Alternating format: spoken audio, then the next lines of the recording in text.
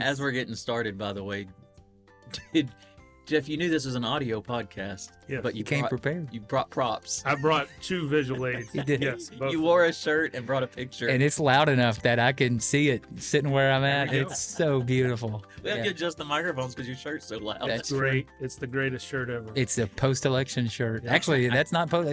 You wore that shirt this summer. I know for a I fact. did, yes. We'll talk about that. That's fun. Yeah, if you had worn that when you met your wife, you would still be post alone. There you go. Hey, hey guys, this is Daniel, I'm Jared. and we are back with a new episode of the Launch Point Podcast. the one and only. The one and you are the one and only listener who is out there listening. We are so glad that you're here. Actually, you know what's cool, Jared, is we actually have one of our longtime listeners here as a guest He just on the told us he's podcast. listened to every one. So we, anytime we bring somebody into this, we try to give them a rundown to say, hey, here's what to expect. Here's what you should know. Because there was this one, I'm not going to name names, particular time that I assumed that the guest knew the format because they listened to all the episodes. And they looked at me like they were very confused. And that person signs the checks for this podcast. So thanks a lot, Jimmy He's Neal. the one that So, brought all this equipment. yeah, so, but no, we are super excited today to have a friend of ours. Jeff Loftin is with us today. Say we are hi, Jeff. super excited. Hello, podcast land. It's good to see you all. That's right. Yes, that is right. Good to see y'all. Uh, It's weird he listens to everyone and he doesn't know it's audio. Yeah. He has only. not figured it. He just keeps How do trying you- to scroll through the tabs on his computer to find out where the video is. How do you guys stay so still in those pictures? So, Jeff, you are the, let me make sure I get your title correct. Minister to students and families. Is that right? That's correct. At That is the title. Pinecrest Baptist Church in Silsbee. Ask me how I know that, How do you Jared. know that? I just included it in the program for the launch conference just last week. That's a long title. It is. Say it again. It is the minister to students and families, And which families. I'm not actually to all families, just the families of the students. That makes sense. Oh, okay. We're going to talk more about this in a little bit. Did you know that that was the full title when you hired onto that position? Yes. That was a known thing. Okay, It was good. known. Because sometimes it can be like, hey, by the way, we need you to also do this, and this. Yes. What is it? Other jobs Yeah. as assigned or whatever. So Duties assigned. very cool. Well, we'll talk more about later. But Jeff, you're a longtime listener of this here podcast. You know And by how the we way, operate. longtime committee member too. He is, yes. Jeff serves on our launch committee and is a part of our launch events, has been like a Bible study leader for us in the past at launch. We did a breakout session last week for our conference.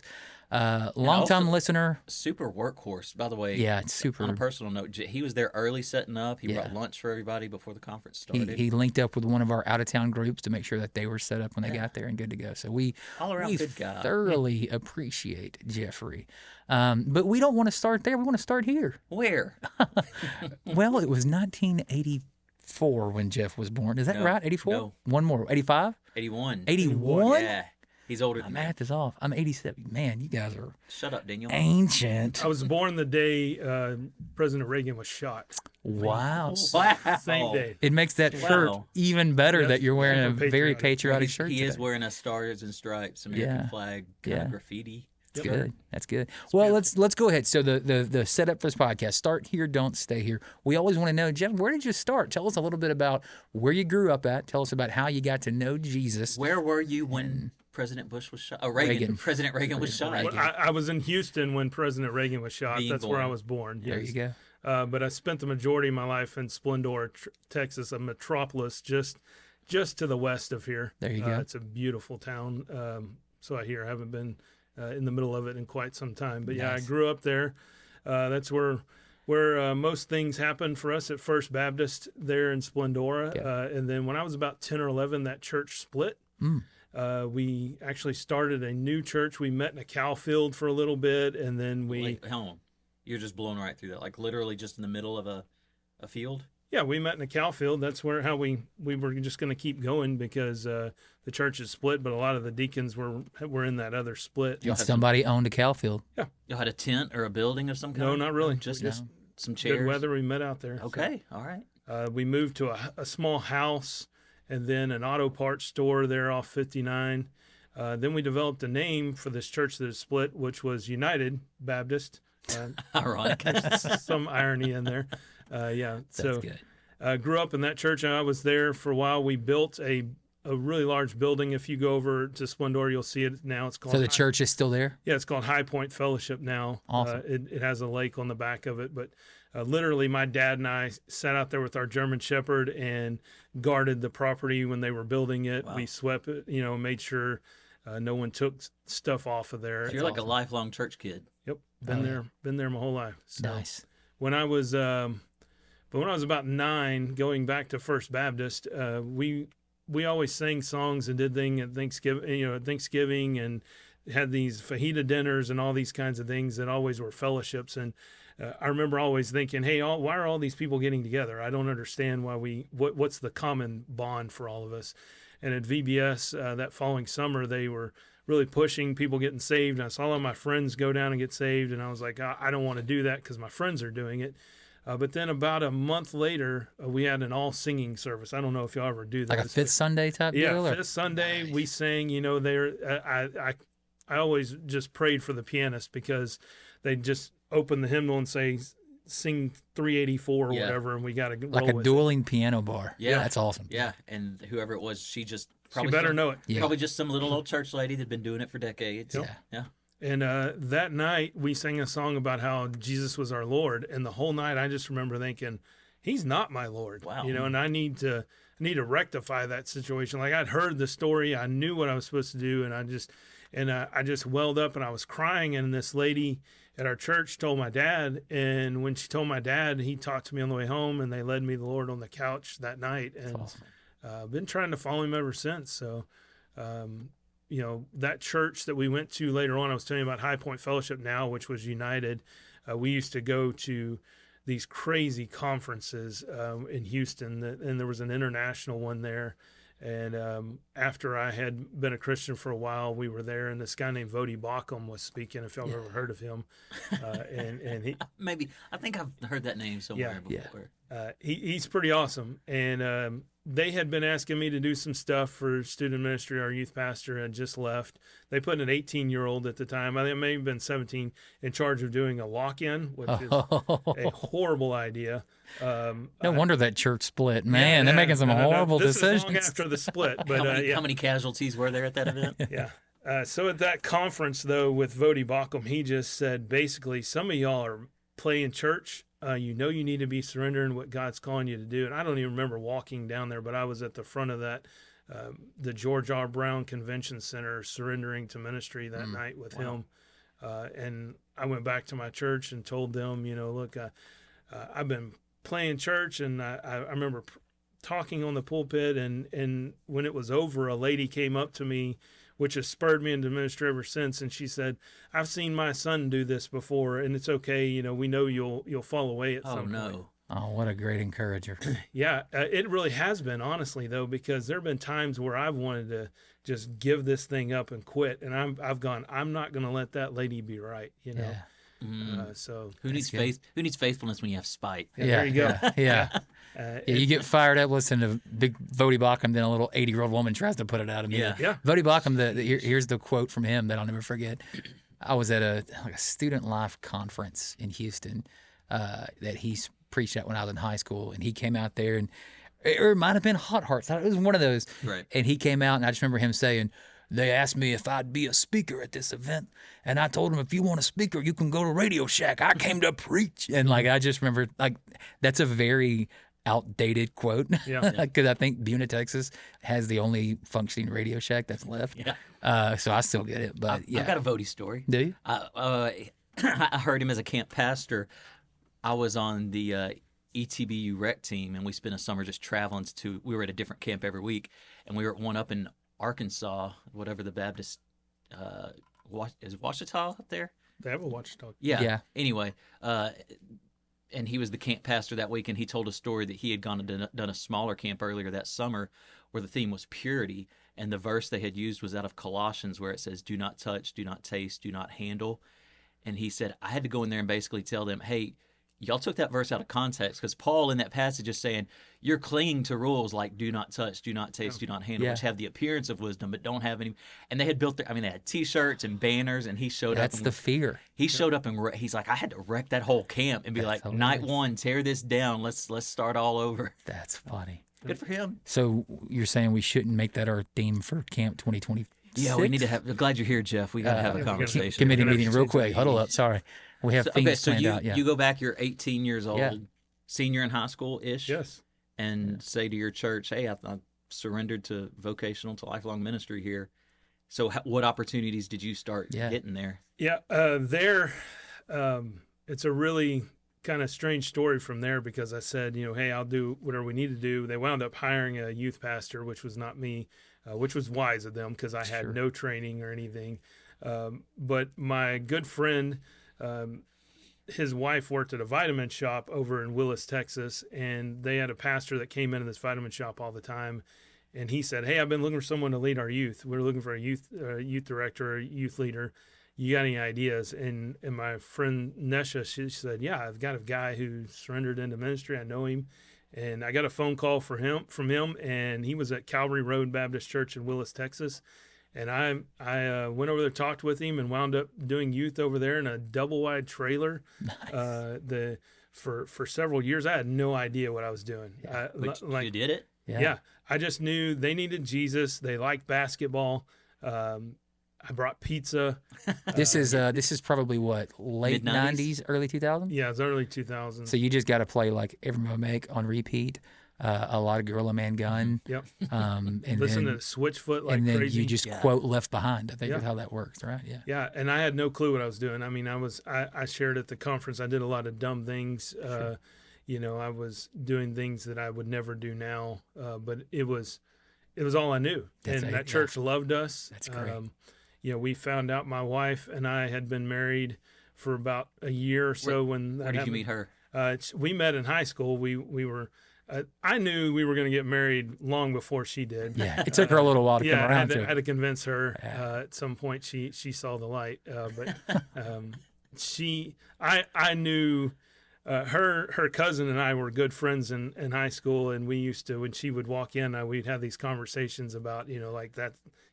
Me and Mandy are going to wind up together one day. Something's going to, but she had options in high school. I just knew she was it, and so, but anyway, we got together after high school. Her parents were gracious enough and said, hey, if y'all finish college, I will pay for the college. I'll pay for her college. Cool. And so she graduated in December. We got married in January. Nice. So yeah, it was as quick as possible. And That's awesome. And did y'all move to Willis, or were you still in Splendora? We were actually living in Conroe at that point, right on 242 and 45 there. So that was, we had already moved over that way. We were about 30, 40 minutes from the church.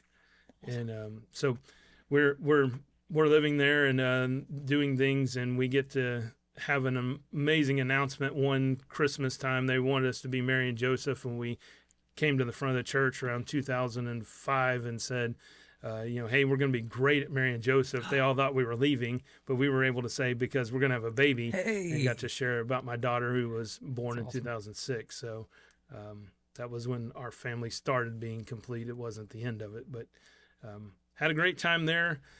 Just really realized I didn't know anything. Yeah. It's a good realization to come to. Other than Jesus and to preach him. And that's what I was doing. And we had some great camps. I put on my own camps at Huntsville State Park. We swam with alligators. I literally have a picture of me. There's a platform at that park in the middle of the lake, and I'm standing on it with all our students, and we're in midair. We had jumped, and we took the picture. And then if you zoom in, there are 3 alligators swimming in the water. Looking at y'all like in the same water. Fast food. There is not a church permission slip in the world that would cover that. No. Yeah, that camp got rained out. We actually went home. It was a really bad lightning storm, but some great memories. I still have some good memories. I got to do a wedding of one of the students from there, and another one recently, just out of the blue, messaged me, and I was down in the dumps about COVID and stuff, and she just messaged me about how the impact of me and Mandy had on her life, and I still remember them. So yeah, that's awesome. Some point in there, I just went, hey, I'm not smart enough to be doing what I'm doing. I need to go to get some schooling. And so we applied and went to Southwestern Seminary. Spent 4 years up there from 2007 to 2011. The very crazy thing is that same time, there was a guy going to that school named Bill Coffey, who is my senior pastor now. Yeah. And just down the crazy. road, a guy named Adam Schaefer, who is our worship and education minister, was going to DTS. We were yes. all Y'all are three, all right there. all three at the same Fort Worth, Dallas area together. funny. Didn't know it. Yeah. Brother Bill knew it. He was recruiting y'all the whole He was there. time. He was planning it. Yeah. Well, here's what's crazy. The two of us walked the same stage at graduation. Oh, but wow. We didn't know it. Wow. It was years later when we were just talking about our graduation, and we were the first ones in there to graduate in the new auditorium, and we looked on our videos, and he comes after. He's mine. like in the background. Yeah, we're there together. That's awesome. So That's crazy. So I went to seminary till 2011. While I was there, I was on the grounds crew at the seminary. I absolutely loved it. That was our family. Yeah. We were poor as dirt. They had a food line for us, and we would go get food out of that line. But we absolutely loved it. I grew a lot, took a lot of master's level theology classes and things that I had no idea were even a real thing before I went there. I didn't know that when you read the Bible, as we were sharing beforehand, that you should really consider the whole context of the Bible. Yeah. Hermeneutics is a thing. Yeah. I learned a lot of really good stuff there. During that time, your family has grown, or still just the one daughter? Well, just the one daughter. Okay. Yeah. I couldn't remember the Yeah, there is a differences 7-year span between my there. two daughters. 7 years. Wow. We'll Yeah. get to Addison here at some point. I got you. I'm sorry. Go ahead. Yeah. She's coming. Yeah. Yeah. And so my my oldest daughter, Kinsey, grew up there at the seminary. She was a seminary kid. Yeah. We had a blast there. And a church called us in Irving and said, "Hey, would you want to come do our children's and youth ministry?" I said, "Yeah, I'd love to do that." And I did that for about 3 years of being there while we were at seminary. So I've never thought about it until just now when you said that, but I bet those Dallas area churches just have constant turnover. Yes, sure. Just 3 or 4 years. They're constantly looking for their next guy. And they're expecting it. Yeah, Yeah. they Yeah. expect you to come in and move on. Yeah. Yeah. But great for them for being a training ground. Let Yeah, guys absolutely. cut their teeth and get some reps in. And the church there was called Pioneer Drive Baptist Church. I'm trying to make a stint of staying on road churches. We were at Calvary Road. Now we're at Pioneer Drive. That's funny. People there that I absolutely love. I just talked to a couple of them the other day. Really love that church. We had a really crazy ministry there of they had a bus stop that stopped, and I would just literally open the door and serve donuts to the kids there on the cold mornings, and I'd have 70 to 100 kids come in the church. Wow. And they just say, "I didn't even know this was a church." That's awesome. And it's just a great time to learn and cut my teeth on a church in Irving, Texas. There with them, we eventually moved to Irving, and we're going to church there, serving there, and then going to school back in Fort Worth. So, and then while I was there, a man named Stan Banderman, who I still remember him, called me and asked, "Hey, I know you. We saw you're on the job board at the seminary. You're about to graduate. Would you consider coming to Sikeston, Missouri?" And he goes, "There's no way you know where Sikeston, Missouri is." And I said, "Actually, I do. When I How? was 11, my youth pastor left our church in Splendora and went to Sikeston, Missouri as their youth pastor." And I said, "He was at First Baptist." He said, "That's the church I'm with." Oh, wow. And I said, "I have a picture of me in the coal plant at Sikeston, Missouri."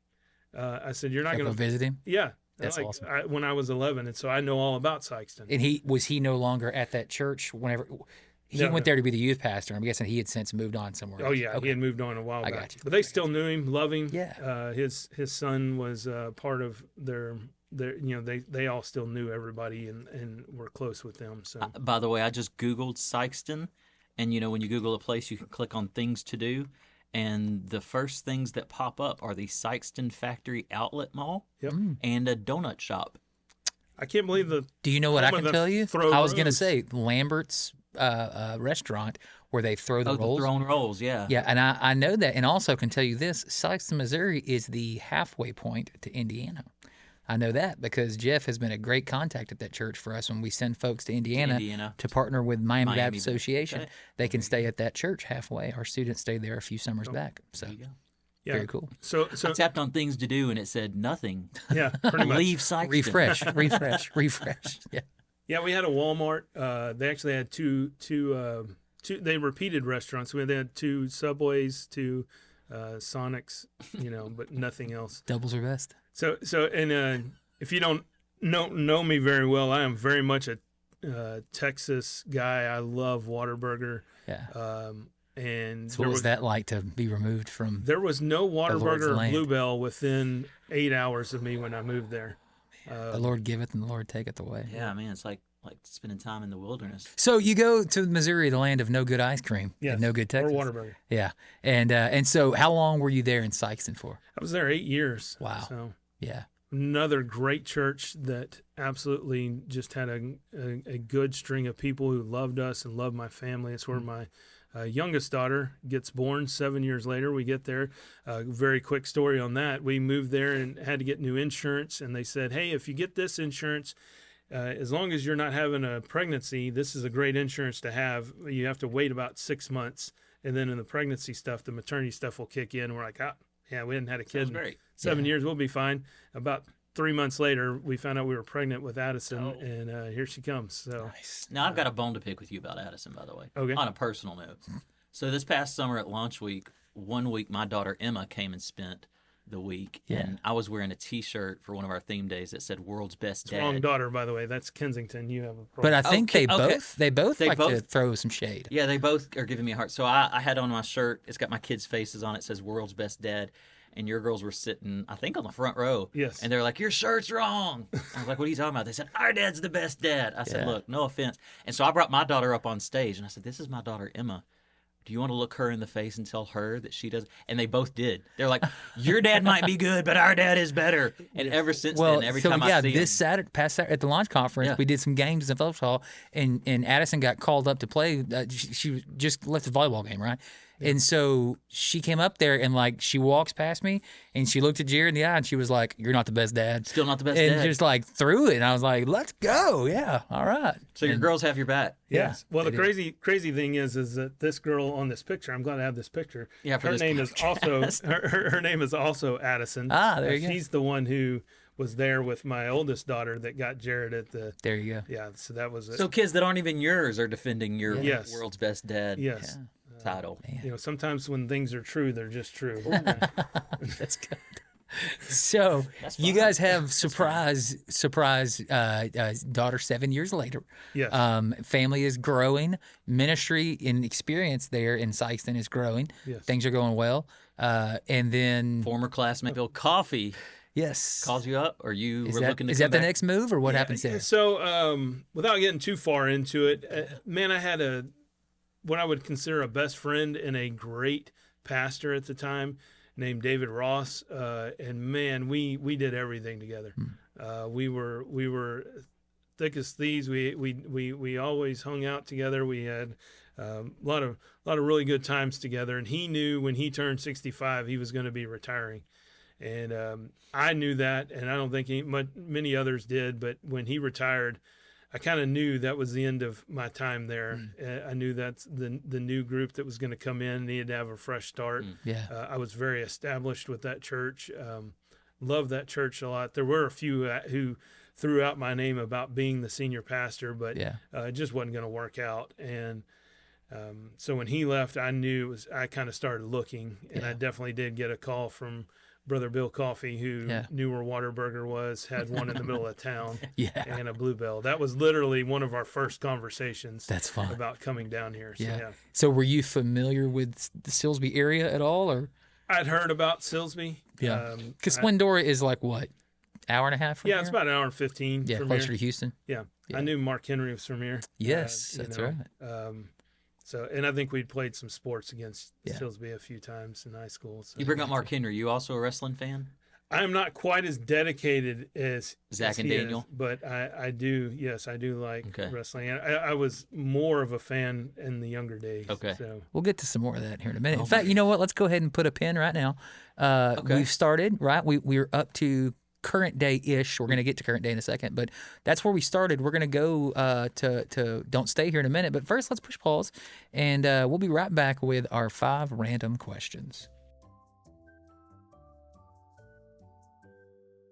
So now we're back. We are here, and Now we're back. We Casey Kasem. 102.26 cents, the Eagle. Playing all the classic hits and oldies. The what? 102.6, the Eagle. Oh, the Eagle. I said something else. Coming up Okay. next, we got hits from Jeff Zeppelin. Loftin. So we have random questions for Jeff. And Jeff actually just informed us that since he is a longtime listener, he came prepared for some questions for He's us, throwing us a curveball. which I'm very excited So now, about. okay, so are we going to, usually we take turns. Yeah, So are we going back to and forth. rotate Jeff's in? That'd be good. Yeah. Okay. So you ask a question, then Jeff asks a question. Okay, so I'll go first. That sounds great. Jeff, you threw us a curveball. There we go. I'm excited for it. All right, question number 1. If you had to trade your legs for the legs of any animal, what animal would you choose and why? Does said animal have to be still alive? Still has to be alive. Yeah, Still has to yeah, be can't be existing. extinct. Yeah, I mean, I'm going to have to go with elephant. I mean, that's just right Elephant on. leg. Elephant. Why are you going to have to go with elephant? Like Because- you just want that sturdiness? Yeah, I need the sturdiness, but also, you can't really. I don't know. We had an elephant foot one time on stage at VBS. Like Hang on. You're gonna Wait, have to. You can't there's just so many things breeze happening. past Yeah. that. Yeah. So we had a safari VBS theme. They rotate back around, Right, and, yeah. and one of the members of our church actually had an elephant foot. I'm not The sure same- that's legal. No, I don't think it's Why? legally either. That's why I Wait, say wait, that how I much want of their the legs. foot are we talking about? Like up to the ankle? I mean, like, it was probably about 1.5 2 foot tall. But it was the whole bottom of the yeah, foot? yeah. like Yeah. stuffed? Taxidermied? Yeah. I mean, still had the hair on it and everything. Oh my gosh. So- Okay. But see, y'all's reaction is why I want the elephant legs. No one's going to cut up an elephant leg. You would Yeah. you wouldn't think. I About thought you were going to say because people are going to be like, "Whoa, you have elephant." As if we walked in with giraffe legs, they'd be like, "Oh, cool, giraffe legs, no Yeah. big deal." But elephant, okay. So I like you that he gotta- said- respect elephants. I'd have to go with elephant. Yeah, I have Yes. to because I've seen one up close and personal on stage at a VBS. You know how that goes. You have a relationship with them. Yeah. Hey, the devil knows better than one you don't, right? Yeah.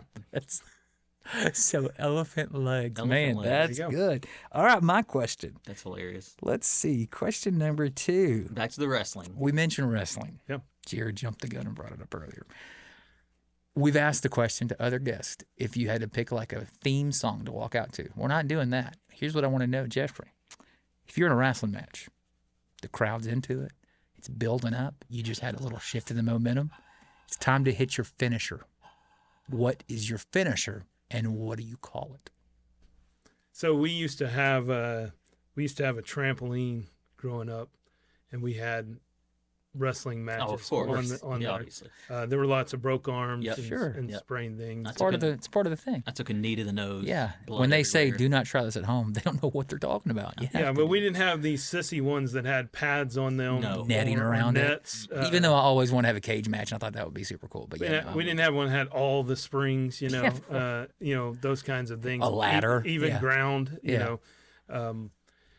When we would wrestle there, I always defaulted to a just a full on guillotine chokehold. Oh yeah. Oh my gosh. And down. that was my default move there at the end. Yeah, I would just take somebody out with that I thing. like it. So some version of a guillotine That's good. would be my finishing gotta give move. it a More of a name. submission. Right? Gotta give it a name. Yeah, what's the name going to be? Hadn't got that far. The Texas Strangler. The Whata. The Whataburger. The Whata choker. What it's- The Whata choker. The elephant squeeze. I don't know. Dude, if you said leg drop and it was the elephant leg The drop. elephant leg drop. That Oh would be man, amazing. that's so good. Oh man, I'd have to come up with a name. I mean, Right. I don't even know. I'd have to have my name first. Yeah. because I'm not walking in there as Jeff Loftin. Oh. You'd have to have my name, and then we could attach it to it. So I don't Yeah. know. I was a big Hacksaw Jim Duggan fan. Hey, yeah, So maybe like the Hacksaw Squeeze. I don't know. that's good. That's good. We'll just come up with The something. What a squeeze. The I What a like it. Squeeze. I like What a that. Squeeze. That's I'm pretty good with that. Let's stick with that. What I a like Squeeze. it. Okay, we'll go with that. That's a good answer. That's a Now good in answer. an unprecedented turn Yeah, of events. first time ever. Jeff, it's your turn. You have a question for us. I think I thought I would give you all a twist even with these questions. So I've guessed your answers to them Okay. already. We've already established I'm a podcast fan of this podcast, but I'm also I just love listening to podcasts all the time anyway. I'm always got one on. And so I just wanted to ask each of you what your favorite podcast is, or maybe just one you're listening to. And then then I'll give you my guess of what I thought it was. Okay, I'll go first. I'm a huge fan of the Nate Land podcast. So Nate Bargatze Yeah. is my all-time favorite comedian, current, previous, former, whatever, clean comedian, Christian guy, but just probably the most popular secular comedian right now. Like, has hosted SNL twice in the last year. So he has a podcast that he started during COVID with 3 other comedians. And so they just get together, and it's a quote unquote educational podcast, but they just pick a random topic, and then none of them have a clue what it's going on.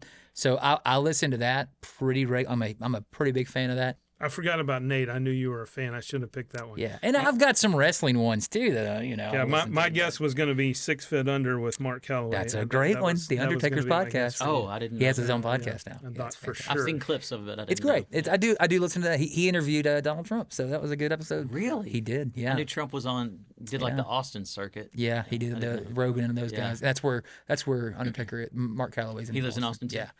So he did do his podcast. So yeah, that's a good guess. That is a good. I should have remembered Nate. That's my fault. No, I it's get okay. It's okay. All right. What about you, Jared? So I don't listen to any podcasts regularly. That's the truth. Yeah, I don't. There's a Beatles show that I listen to that comes on Sirius XM called From Me to You. A guy named Peter Asher. He was a folk musician in his own right, but his sister was Jane Asher, who was briefly in a relationship with Paul McCartney. Anyway, so it's called From Me to You, and he just deep dives through Beatles music and stuff. Yes. And then there's a couple of comedy shows that I'll listen to or watch on YouTube every week. But no, I don't listen to a lot of podcasts. Well, I don't regularly listen to any. I have a suggestion then for you. Okay, hook me up. There's one called No Chit Chat Trivia. Oh, that sounds interesting. That is my wheelhouse. Yeah, and I thought that for sure would be, because they actually end every episode. He ends by saying bye, very similar how you end this podcast. So I just assumed that you might have got that from that podcast. But that thing is right up your alley. There very little talking, and he just reads 10 questions and then pauses and reads the answers. Interesting. Right after. My family and I listen to it all the time. It's a pretty, you should have told us that off the air that we could rip off some of their trivia questions for our future random questions. But I listen to several trivia. Jared may not know this, but I'm a huge trivia nerd. I love trivia, but I'm horrible at it. I play trivia a lot on my Amazon devices. Have you ever been to one of his trivia to go nights? He came to Pinecrest. Oh, that's right. Yeah, it's one of the first times I met Jared. Great. Shout out to that. Yeah, it was a good night. When I'm in the kitchen cooking or doing dishes, we have an Amazon, the display one. I forget what it's called. Amazon Show, I think it's called. Yeah. And there's a trivia game on there that you can it asks you the question, you answer back, and you're playing against other players. And so I do that a lot. That's pretty awesome. So thanks for the tip. Roku has one too now. They on the main page of Roku, you can do trivia on there. So fantastic. Good question. Here we go. Next question from us. You mentioned earlier that when you started ministry, you didn't know a lot about it, and you did a lot of things that you wouldn't do now. So we want to know about the worst one. Can you look back and give us what you would call your cringiest ministry moment? Oh man, you can edit this, right? Of course. We'd rather not. Oh man, that's so many mistakes. We can redact the names if we need to. So many mistakes. I think probably having the kids out in the middle swimming with alligators was really stupid. I wouldn't recommend that. I really hadn't done a lot of huge boneheaded things that I can think of.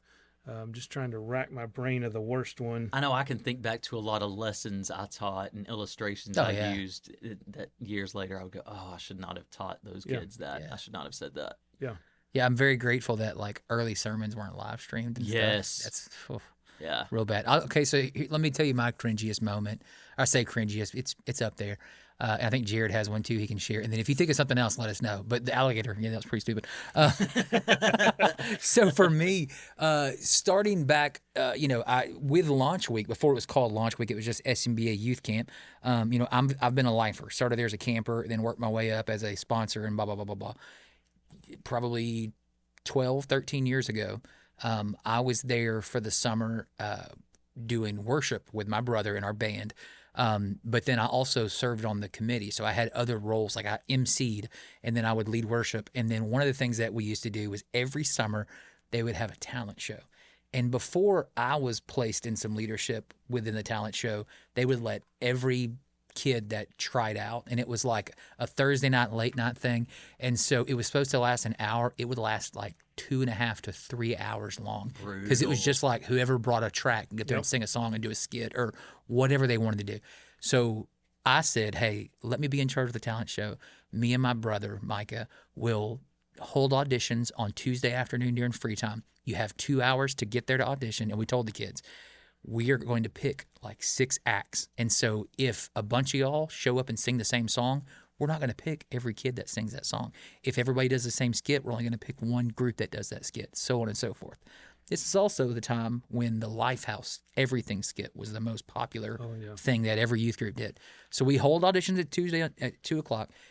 We had like 3 or 4 groups that showed up and auditioned with that Lifehouse skit, and we let them all audition. We had some singers, we had a stand-up comedian, just a wide variety. So at the end of the 2 hours, time was up, and we said, okay, auditions are done, because Micah and I also were on a adult dodgeball team for the dodgeball tournament. So this youth group bust in the back door right as we're closing up shop, and they said, hey, we've been practicing. Can we please audition? And we said, y'all are really late. We said you had till this time.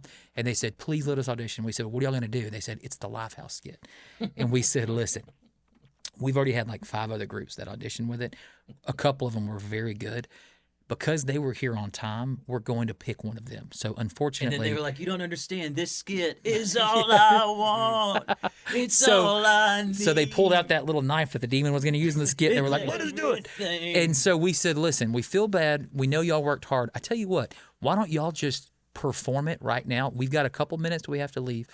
The band is in here. There's a couple other adults kind of milling around. Y'all can do it for us. Just that way you can say you did it for somebody. And then when you get home, do it for your church." And they were like, okay. So what they heard was, if we get up here and do this good enough, they're going to change their minds. So they get up and they give it their best, and they do the Lifehouse skit for the 12 of us in the room. And then when they got done, they're anxiously watching us like an American Idol contestant, waiting for that gold ticket. And we said, "It's a no from me, dog." we said, okay, well, like we said, thank you for your time. Go home and do it for your church. We have to go now. And a couple girls kind of cried, and we felt bad. And then me and Micah and our friends left to go get in the dodgeball tournament for our adult team. And we get to the dodgeball cage, and they said, all right, here's the bracket. First round, this adult team is playing insert name of the youth group that we just kicked out of the talent show. So they get in the dodgeball cage, and we begin to play them. And keep in mind, they have a couple of like varsity baseball players who can smoke a dodgeball, and they should have beat us. But that day, gentlemen, we played out of our minds, and we are playing them. And like the youth pastor guy was like a dad of one of the kids, so he's kind of emotionally invested in what's happening. So he starts being like, come on, guys, y'all can beat these old guys. Y'all can beat them. And he's kind of talking trash. And we're playing, and this one particular youth leader got hit in the face with the ball like 3 times in a row. And dodgeball rules are, if you get hit in the face with the ball, you're not out. And every time those kids would be like, he's out, he's out. And we were like, hit him in the face. And finally, the dad outside the cage starts saying, he's doing it on purpose. And he was like, I don't want to get hit in the face with a dodgeball by your high school varsity baseball player. No, the dad yanks the kids out of the cage. If they're going to cheat, we're not going to play. So we knocked them out of the talent show and the dodgeball tournament in the span of like 30 minutes. So that's my cringy moment to think back on. So Jared knocked a kid out one time. Unconscious. Yeah. Knocked him out. Kid talked back. We had a well, she should learn. Oh, wow. We had a D now when I was at Crossroads in Marshall. I was still in college, and I was part-time youth pastor at Crossroads Baptist Church in Marshall, where Derek Hicks, our friend, is now. We were cleaning up after a D now, and one of the kids' mom was in the kitchen helping. She had helped serve lunch, and she was helping to clean up, and most of the kids were gone. And you know the cardboard tube inside the middle of a roll of wrapping paper, right? Yeah. Some of the kids had found just an empty cardboard tube, and we're like throwing it around the room, running around. Chairs were being stacked up, and it landed by me, and I grabbed it, and I held it in my left hand, kind of loose, and then I just smacked the bottom of it to like launch it across the room. And I mean, as soon as I hit it, this kid named Jordan was running across the room, and the edge of that hit him right in the very corner of his eye, and he went down like a sack of dirt. I mean, just to the ground. And I was like, oh, get up. And I walked over, and he was white as a ghost, snoring. Like I've seen it in boxing rings and stuff, but like he was snoring. His mom comes running out, and she picks him up and revives him. And he's got a little drool trickling out of the corner of his mouth. Oh, and man. a little cut on his eye. I mean, he was out. I knocked him out. Yeah. So Don't talk back to Jared. I'm busy. Good question. And of course, I've done a lot of stuff. So I now have got mine. Okay. I appreciate that time to let me think. Yeah, man. So There was a craze. I'm trying to think back. I was living in Splendor when this happened. So when we started doing this thing, if you drank a gallon of milk Oh no. and could keep it down, Yeah, for an hour. The gallon challenge. yeah, it was a gallon challenge. Yeah, dude. So we did this several times. No. So we had this genius idea, me and another guy. We had this D-Now where we had all the kids there. He was a friend of mine, and we said, we're going to have the gallon challenge. We're going to get chocolate milk. Oh no. We're going to get white milk. And we laid out plastic on the whole gym floor. And we allowed as many students to try the gallon challenge that wanted to. How many tried it? I think, if I remember, it was between 8 and 10. Oh, You put gosh. trash bags on the floor No, in preparation for the No, not throw-up. trash bags. We had full-on tarps. Tarps. But But you did that ready to because go. you knew. Because you knew, because there's no getting around it. You're Yep. going to throw up. Yeah. I threw up and then ate about 7 Hot Pockets after I did it because Yeah, it you- emptied me out so You much. don't want to not throw up. Yeah, It's you bad want to to. not throw Yeah, up. And for so, sure. yeah, we have. It was similar to the Coliseum towards the end because they had a walking track at the top, and so everybody who was no longer involved. Hold on, it gets better. Everybody who was no longer involved, who had stopped or didn't want to participate, was on the top Upstairs. Watching upstairs them. watching. So one of the kids. Are you not entertained? Yes, one of the kids, as you would expect, one of them begins to throw up. We were just teaching on Revelation 3:16 the other day, neither hot nor cold. You out of your mouth. So he throws up, and as you can imagine, it's a lot of throw up, and it causes the others to begin to throw up, which is all planned. This is all part of what we expected to happen. Like that scene in Stand By Me for the pie eating contest. Everybody. What we did not expect is that one of the students who had tried it went upstairs. Oh, no. And so, An upper decker. yes, there was an upper deck vomit It starts cascading Down. down from the top. It's like on the Goonies when Chunk says, he started making these throw up noises Yep. in the upstairs of the thing. And that was, I'm not sure what we were doing. Jeff, that was the worst. Oh, I don't know what that accomplished for the gospel of Jesus, but The alligators pales in comparison to that. yeah. So yeah, that was. It was a fun night, Great actually. answer. I mean, it was really fun night. If you ever want to try the gallon challenge, chocolate is a great thing to bring into the My fold. brother, to this day, we were at University Heights Baptist Church in Huntsville 15 years ago. You were there that week, I think, so. with us. That was when you got your knee broke. And Micah claims that he drank the gallon of milk, and then he went off in the woods for about an hour, and then he returned and said he never threw up. Yeah. To this day, I say, you lied. There's You no way threw up that's in the woods. possible. But he claims never did. Yeah. That's a great answer, Jeff. That's terrible. How Thank- awesome. yeah. Okay, well, let's ask a couple more here. My next question for you. Here we go. What fashion trend from the past were you a victim of? Hair, clothes, anything that you can think back to in your 40 some odd years of living that you can remember, like, oh, yeah, I had that. I did that. So my junior year, there was this trend of going around wearing vests. Sweater or button up? They were button vests. Yeah, they yeah. were really stupid looking back Sure. when you go back now. But I remember wearing those vests and thinking I either wore a vest or a shirt you could see through. I went through that phase. I would never consider either Yeah. one of those now. Sure. But yeah, I definitely was a part of that Wait, phase. it was a vest over a shirt or just a vest? Well, you were supposed to wear a shirt under it, but I a lot of times just didn't. You wore You just a vest. just- Suns vest. out, guns out, baby. Just a vest, man. I've never. Let's go. I mean, if we, That was I in- don't have any digital pictures of it, but I can go back. That was in Splendora? Oh, yeah, man. I don't remember that trend ever So- coming to I Southeast Texas. wore vests, but I would wear like a tee under it or a. yeah, you were button-up. supposed to. Yeah,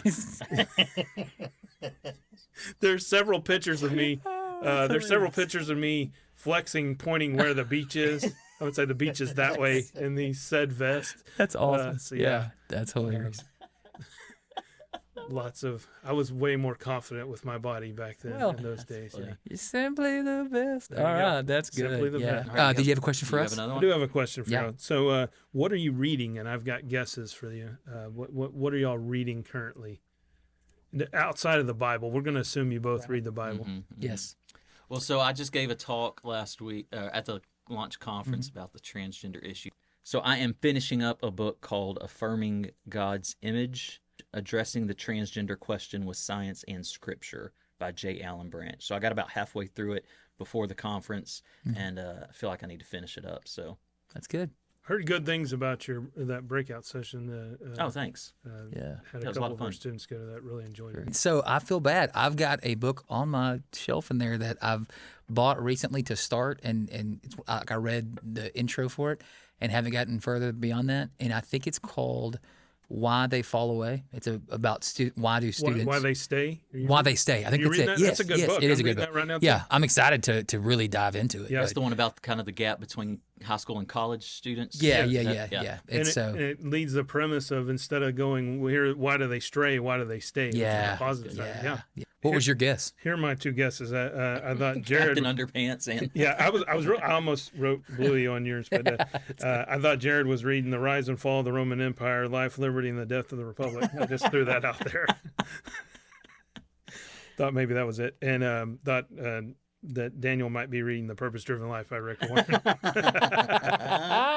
are my two guesses. I thought you were going to go with Controversy Creates Cash, the Eric Bischoff story Yeah. of the Money Not Wars. Yeah, no, I was Also a great read. I was looking at we were looking at some Bluey books too, but man. yeah, I definitely went with.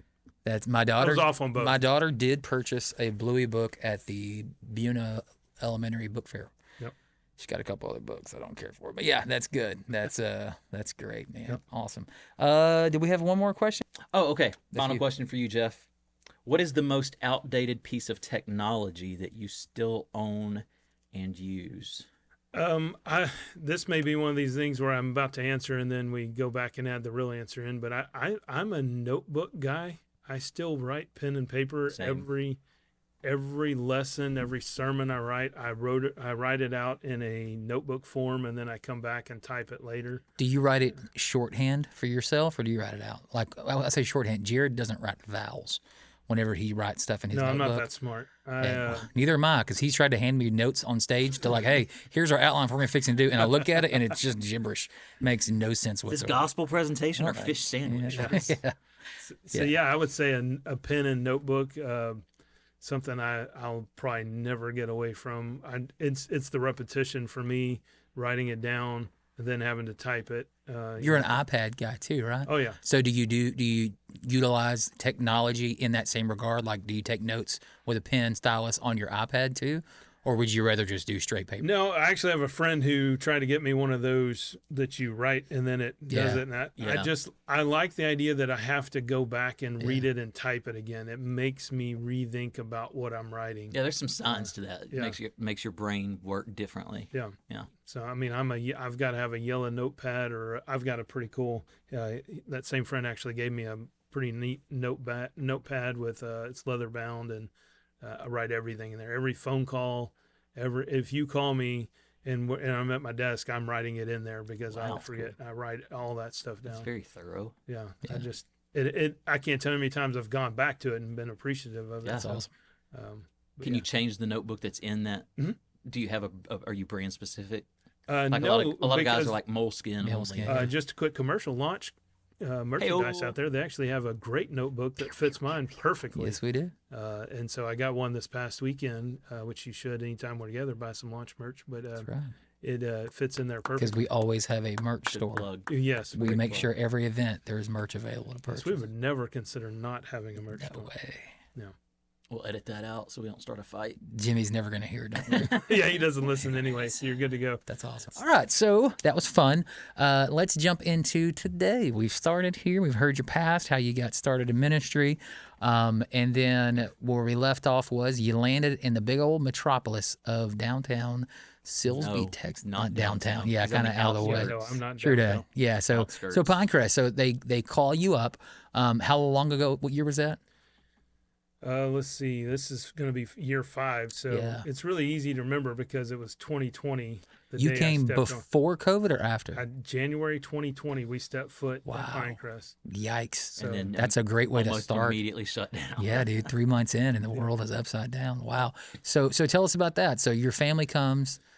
We flew down here in 2019, which was an experience. If you've never flown out of Sykeston, Missouri, you get to go to Cape Girardeau, Missouri, which is about 45 minutes from Paducah, Kentucky, and you take a flight from Cape Girardeau to Paducah, which you could have just pretty much walked to. Yeah. Are you making all of these up? I've heard of none of these places. Cape Girardeau, that's where there's a lot of famous people from Cape Girardeau. Name one. Rush Limbaugh.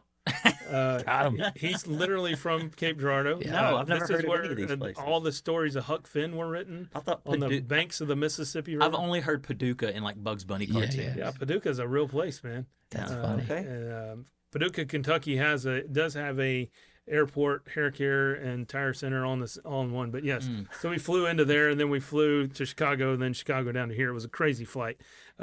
We get here. Love the people. It was great. That time of year, there was a really bad storm that had just hit here. A microburst had hit that area. Looked like a tornado had hit Silsbee, and it was really kind of a weird time to come in. So we came in. Everything was great. We get moved in 2020. I get to start knowing people, and then the world shuts down. Yeah. We were at my niece's wedding that March, and I did the wedding, and then the very next day they told us don't come to school. Everything shut down. I knew maybe a third of the people at our church when that happened. So what did that look like for you? Like you go from trying to establish what your Wednesday night program's going to be and your Sunday school and Sunday nights. All of a sudden now, did you guys go virtual? Did y'all meet in person at all? Did you do any, like, how long did that, if you remember, what did that transition look like? We did whatever we could, man. Right. At one point, I've got videos of me just sitting there talking to the youth. We were on Zoom. We did whatever we could. Yeah. Just to try to.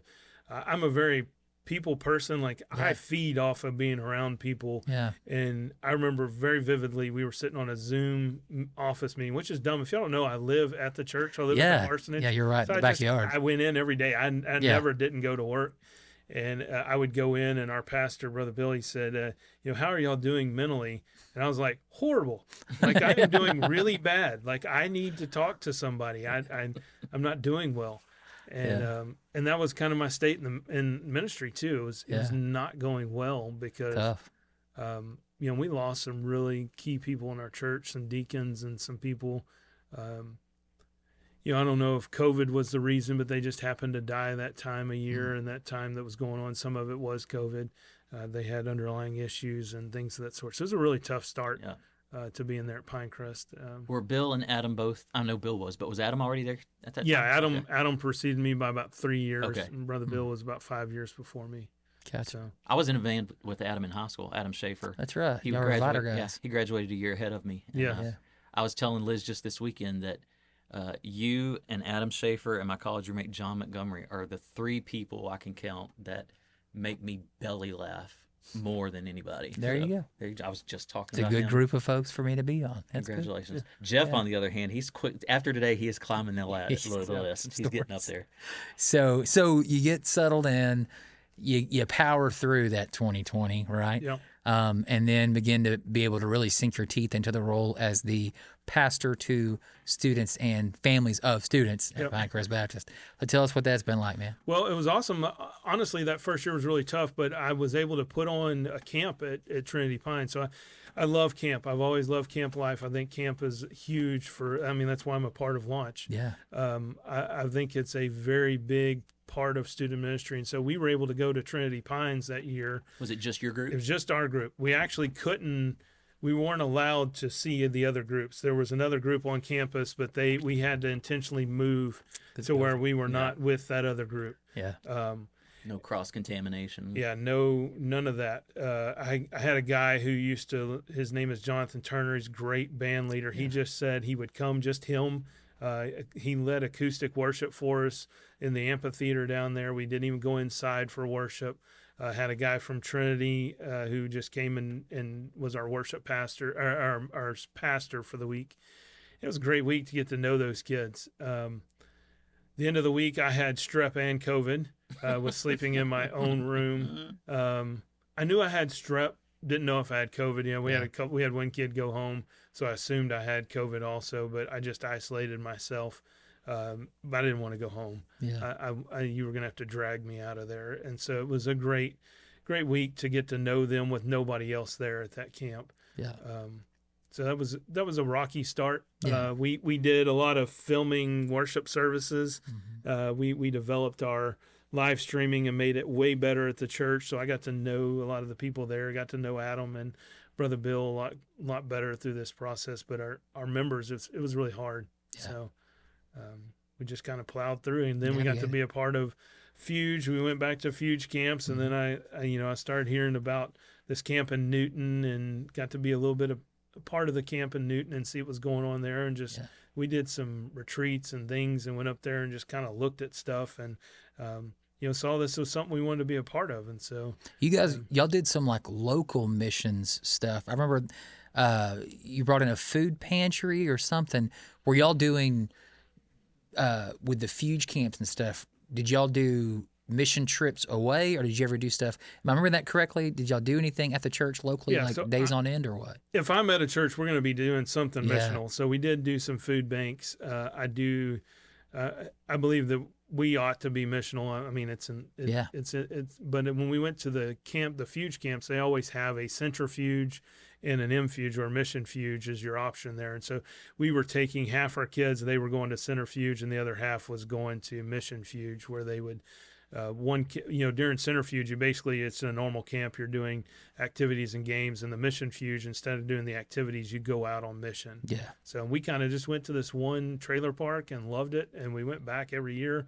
And this past year, even they said, "Oh, we're not going to that one." Our kids were really bummed, and it's like, okay, that's okay. And we got there, and the guy's like, "We're going to take y'all over to that trailer park." Rogue. And y'all have heard me talk about Garen and Addison, and some of our kids are there.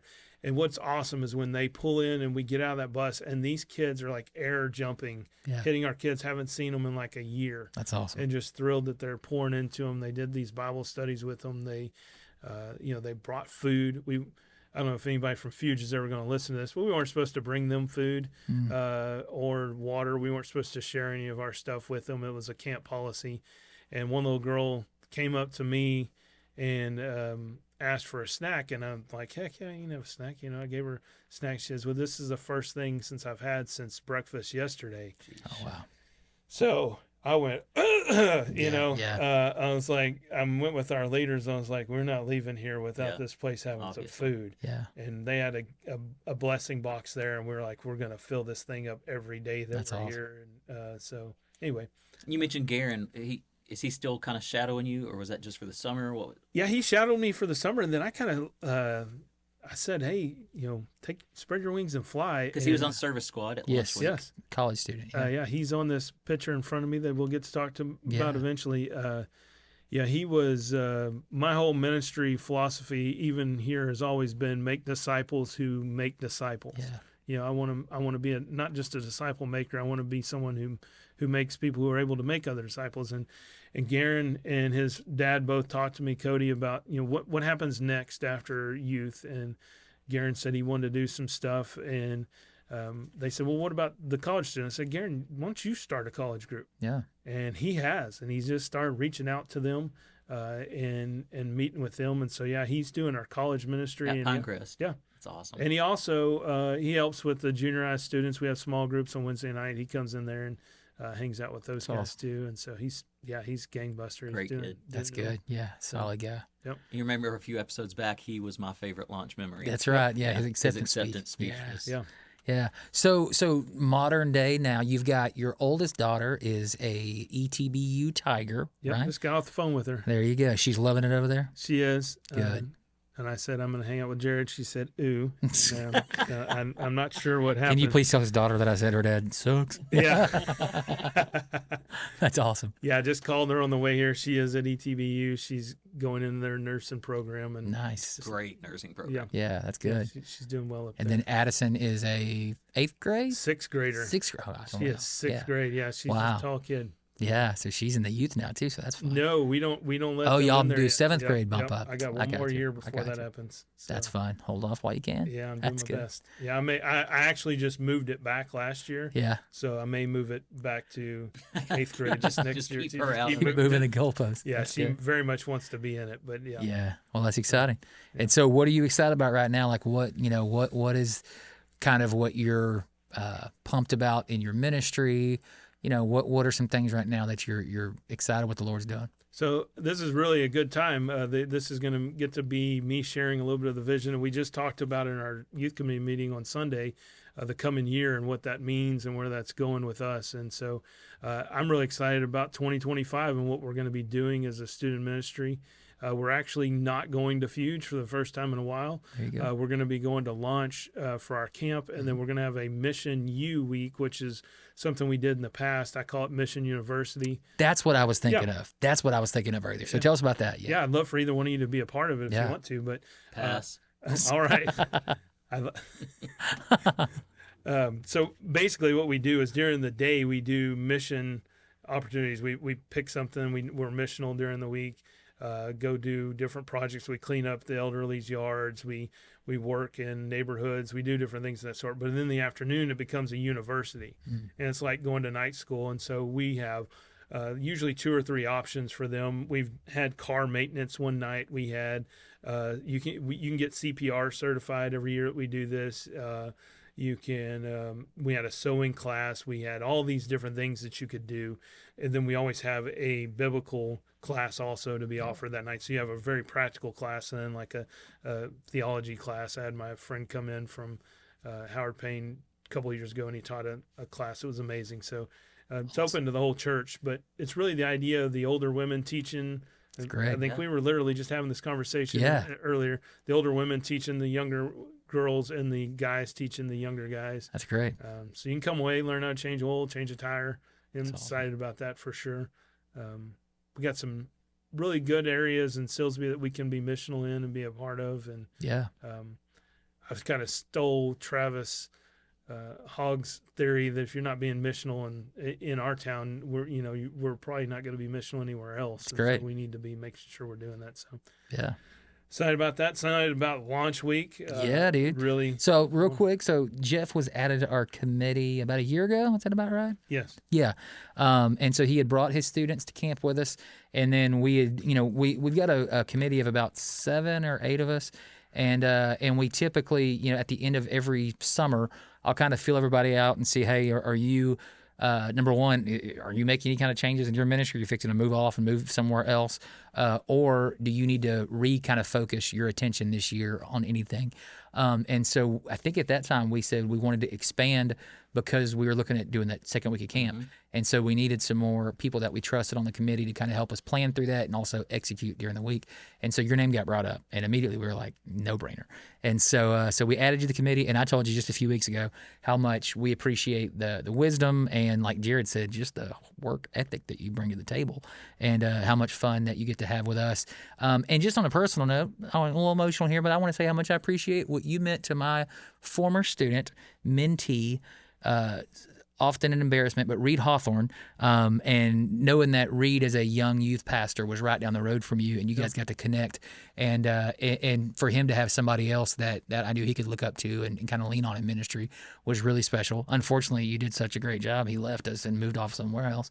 So thanks for that. But Reed, if you're listening, we miss you. But yeah, so thank you for that. I really do appreciate the role that you play, and also just the encourager you are with all the youth pastors that are in our association.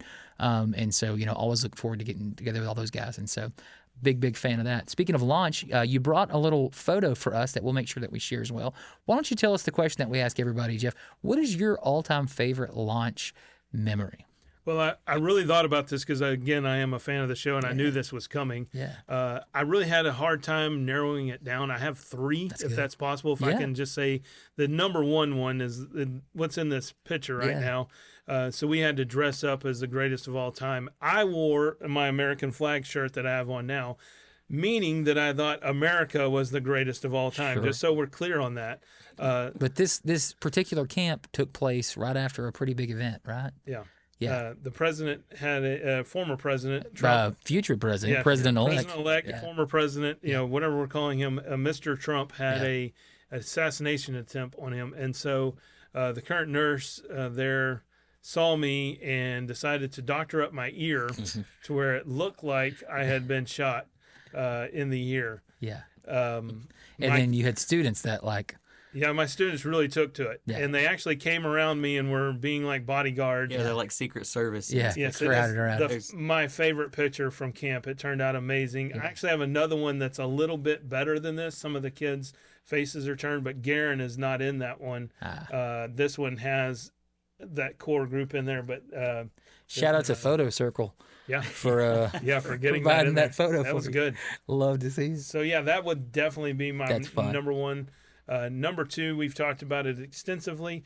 My daughter's just calling out Jared for not being the greatest of all time. Thank you. We can move past that. Yeah, that moment was great, being in the sound booth and having them just stand up for me. No, I'm glad that's one of your favorite. That is good. Yeah, that is good.